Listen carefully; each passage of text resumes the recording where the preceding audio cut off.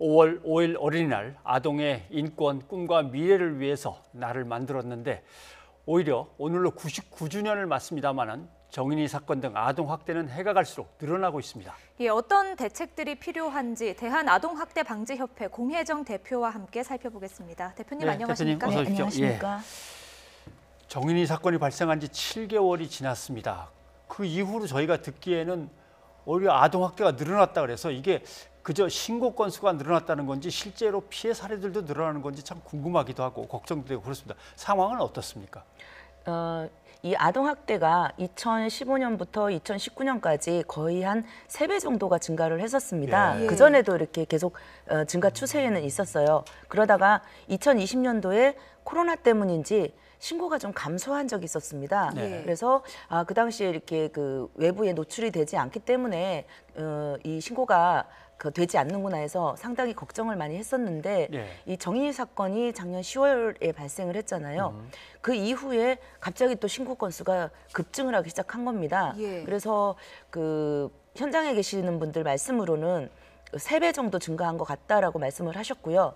올해 그 4월 달 통계를 보면 전년도보다 거의 109% 정도가 증가를 했다고 해요. 그래서 이것이 코로나 때문인지 아니면 이런 아동학대 사건이 발생해서 어떤 아동학대에 대한 감수성이 증가한 것인지 그것은 아직까지 정확한 통계는 나오지 않았습니다만은 어쨌든 간에 이게 우려할 만한 상황인 것은 분명합니다. 예, 아동학대가 늘어난 원인으로 조금 전에 이제 정인이 사건 같은 주요 사건이나 또 코로나19 사태를 꼽아주셨는데요. 실제로 코로나19 때문에 좀 아동학대가 늘어났다는 이야기가 있었습니다. 코로나 이전과 이후는 실제로 어떻고 또 원인은 뭐라고 보십니까? 그러니까 아무래도 이 코로나 때문에 그 재택근무도 늘었고요. 또 온라인으로 공부를 하는 학생들도 많이 늘었지 않습니까? 그러다 보니까 아무래도 부딪히는 이 갈등의 시간이 좀 길어진 것도 분명하고요. 또 하나가 이 아동학대의 원인 중에 보면 스트레스 요인이라는 게 있습니다. 그래서 이 스트레스를 가장 만만한 그 자녀한테 풀어서 이게 학대로 이어지는 경우가 많은데요. 이 코로나 때문에 아무래도 이제 경제적이거나 이런 스트레스나 생활고등이 있을 수가 있잖아요. 많이 증가를 했는데 그것에 대한 어떤 그 본인의 어떤 스트레스를 그 아동한테 풀어서 어떤 이것이 하나의 그 아동학대의 그 증가 원인이 되고 있지 않은가라는 생각도 들고는 있습니다. 네. 일각에서는 아동학대라고 하는 사건이 벌어지면 정말 엄하게 처벌을 해서 생각도 못하게 해야 되는데 뭐 내 집 아이 때리거나 했다고 해도 경찰에 가서 내가 부모여라고 하면 적당히 나올 수도 있고 아직도 처벌이 너무 미미한 거 아니냐 이런 지적도 합니다. 많이 미미합니다. 보통 이제 그 어떤 교육기관이라든지 어린이집 유치원 등에서 어떤 그 아동학대 사건이 일어나면 처벌이 되고 있거든요. 그런데 가정에서는 중상해거나 사망 사건이 아니면 대부분은 보호 처분을 하거나 이제 혐의 없음이 되는 경우가 상당히 많습니다.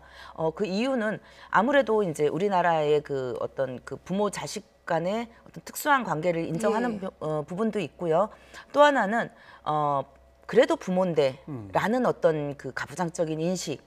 또 하나가 또 이 아이를 그 부모가 키우고 먹여 살려야 되지 않겠는가. 근데 부모를 처벌하면 이 아이를 누가 키울 수 있겠는가라는 어떤 그런 부분도 분명히 작용을 하고 있는 것 같습니다. 그래서 이 법적으로 아직 우리나라에서는 이 아동에 대한 어떤 소유물을 그 부모라고 인정을 하고 있는 것이 아니겠는가. 저희가 답답한 게 부모가 부모 역할을 못하면 나라에서 부모 역할을 해줘야 됨에도 불구하고 그 부분을 무조건적으로 가정 내에 그 가해 행위를 하는 부모에게 그 책임을 지우고 있는 것이 너무 아이러니하지 않은가 하는 생각을 해요.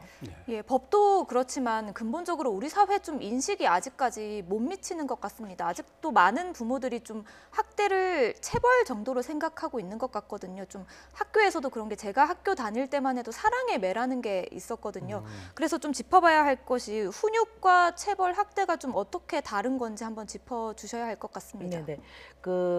올 초에 자녀 징계권이 이제 삭제가 됐습니다. 그렇죠. 민법 조항에서. 사실은 어떤 상징적인 어떤 선언적인 부분이라고 할지라도 이것은 분명히 어떤 부모들한테 미치는 영향이 클 것 같은데요. 자녀 징계권이 삭제가 되면서 이 인터넷이든 이 현장에서든 굉장히 거부하는 목소리들이 굉장히 컸습니다. 그럼 어떻게 자녀를 키우라는 말이냐라는 얘기들을 많이 하셨는데 그걸 뒤집어 보면 그러면 체벌을 안 하면 자녀를 키우는 방법을 모르는 게 아니겠는가라는 생각까지 아하, 예. 하게 됐습니다. 그래서 학대와 훈육을 구분을 못하는 부분도 많이 있으세요. 체벌은 뭔지 아실 거예요. 그게 예. 뭐 신체적으로 어떤 그 고통을 가하는 수단인데 훈육은 어쨌든 긍정적인 방향으로 아이를 올바르게 키우려는 거고 학대는 어떤 그 수치스러움과 고통을 주어서 어떤 처벌적인 목적을 가지고 대하는 건데요. 일례를 하나 들어드릴게요. 예. 말하자면 아이가 이제 막 뛰어요 아파트에서. 그랬을 때 이 훈육이라는 것은 그렇게 뛰는 거는 잘못된 거고 그렇게 뛰면 밑에 사람이 시끄러워해. 그러니까 앞으로 살살 걸어볼까? 이렇게 하는 건 훈육이겠죠. 예. 근데 학대라는 거는 그 대상에 대한 처벌을 위주로 하고 있습니다. 그렇기 때문에 넌 또 뛰니? 내가 그렇게 얘기를 해도 왜 이렇게 말을 못 알아들어? 넌 도대체 누굴 닮아서 그래? 예. 이렇게 그 대상자에 대한 그런 게 들어가고요. 너는 말로 해서는 안 되겠어. 맞아야 되겠다. 이렇게 그 처벌 그런 게 들어가는 게 학대와 훈육의 그 갈림길이겠죠. 그래서 네. 이런 부분에서 학대하고 훈육이 너무 어렵다, 분간하기 어렵다라고 말씀하시는 부분들도 있는데 그냥 때리지 마세요, 그냥. 예. 때리지 마시고 예. 욕 안 하고 정말 이 훈육이라는 것은 굉장히 부모가 그 인내를 가지고 되풀이 하면서 가르쳐야 되는 부분이거든요. 근데 가장 손쉬운 방법이 사실은 매를 대는 겁니다.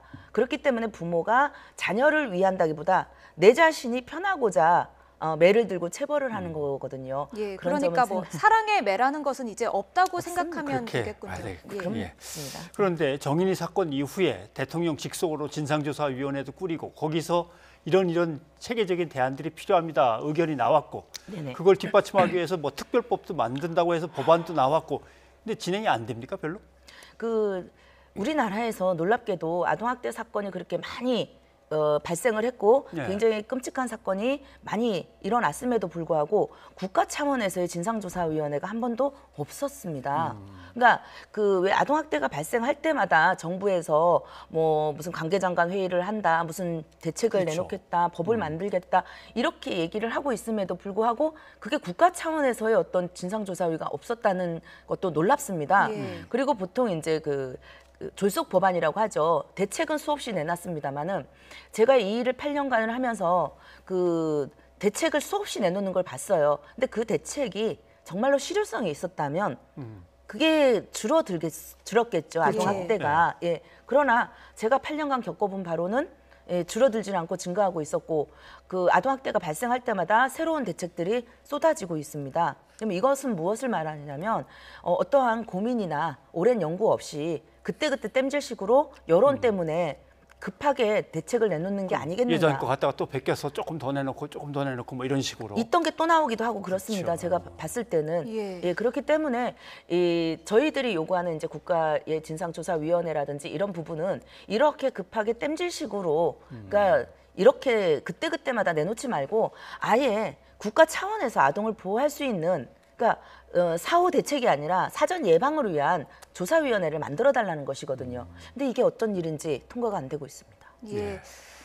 그리고 뭐 가해자를 처벌하는 것도 중요하겠지만 좀 피해 아동들을 보호하고 또 치료하는 것도 중요한 일일 것 같은데요. 현재 아동 치료는 좀 어떻게 진행되고 있습니까? 아동 학대로 신고가 된 아동들은 그 아동보호 전문기관에서 치료를 전담을 하고 있습니다. 예. 근데 보통 이 아동 학대가 오랜 동안 진행이 되다가 신고가 돼서 발견되는 경우가 많거든요. 근데 현재로서는 10회기에서 20회기 정도 이제 치료를 해주고 있습니다. 대부분 6개월 안에 이 서비스가 끝나는데요.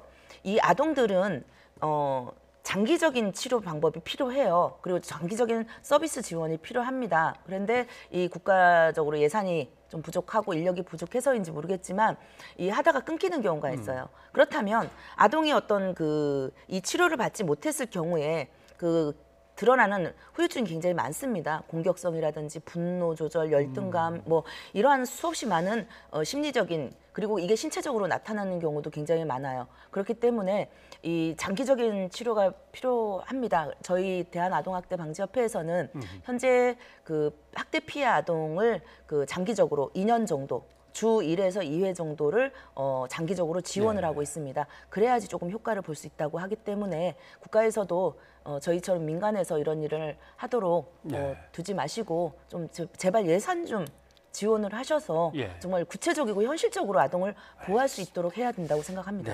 예. 어찌 보면 국가가 분명하게 책임을 져야 될 아동에 대한 어떤 안전과 생명 그리고 보육에 관한 문제를 부모한테 슬쩍 가정이 알아서 해야 이렇게 떠밀기도 하고 어떨 땐 시장에 그냥 슬그머니 또 맡겨서 뭐 부모들이 그 비용을 대지 못해서 또 힘들어지기도 하고 뭐 여러 가지 벌어지는데 내년에 어린이날 100주년에는 이런 것들이 다 완성되어서 다시 얘기를 나눌 수 있었으면 좋겠습니다.